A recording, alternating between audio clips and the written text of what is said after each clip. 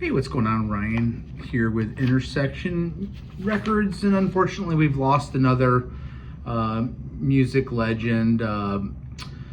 King Crimson founding member and songwriter Peter Sinfield has passed away. Peter Sinfield was primarily a lyricist and poet, wrote the lyrics to many and most of the great King Crimson songs off their first 4 albums, working very closely with Robert Fripp.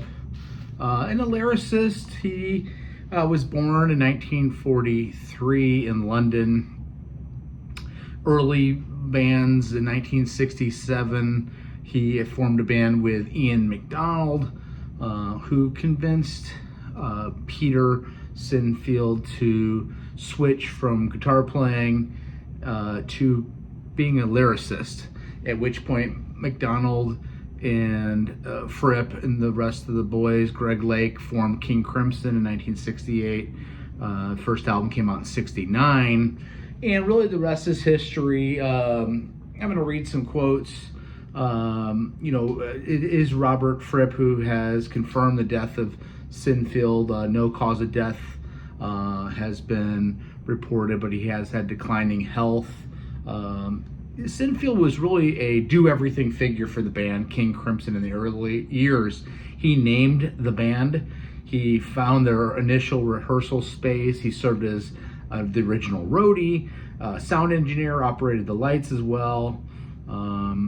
He also connected the band to original cover artist Barry Goldberg, who did the iconic In the Court of the Crimson King artwork on that album cover with the face on it, right? He wrote songs and served as the art director from Crimson through 1971, also co-producing albums like In the Wake of Poseidon and Lizards. Some of his best-known songs are In the Court of the Crimson King and 21st Century Schizoid Man, also title tracks Lizard and Wake of Poseidon. He began to clash with Fripp in 1971, leaving the band, going on to work with bands like Emerson, Lake and Palmer and Roxy Music.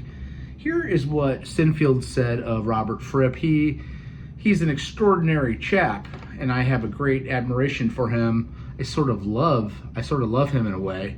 Sinfield told Roxy Music biographer David Buckley. I worked with him nonstop for 2.5 or 3 years on the first 4 King Crimson albums.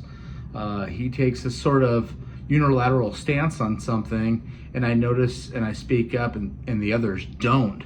The other guys were all sweet and lovely, and perhaps I'm not as sweet and lovely, and thus say, excuse me, this isn't right, is it? Soon, Robert Fripp would get restless and move on. He subsequently told Melody Maker that he didn't feel that by continuing to work together, we could improve what we had already done.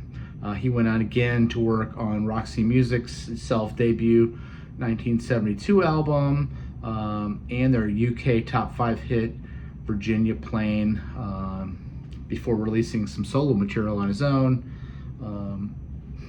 He also went on to work with Emerson, Lake and Palmer, wrote some songs off of their great album Brain Salad Surgery, including Carnival No. 9, Third Impression. He also worked on Love Beach and Works Volume 1 and 2. Here's one thing that he says about his favorite moment. His favorite moment may have been the deep cut from long ago from the Crimson debut album. I still like I Talk to the Wind, Sinfield told The Independent. It's about the young men we used to be in 1969, struggling to wake up and wondering what to do with the day, as if nothing mattered and everything mattered at the same time. Does that sound bollocks? ? It's what I'll say on my gravestone. No, not bollocks. I Talk to the Wind.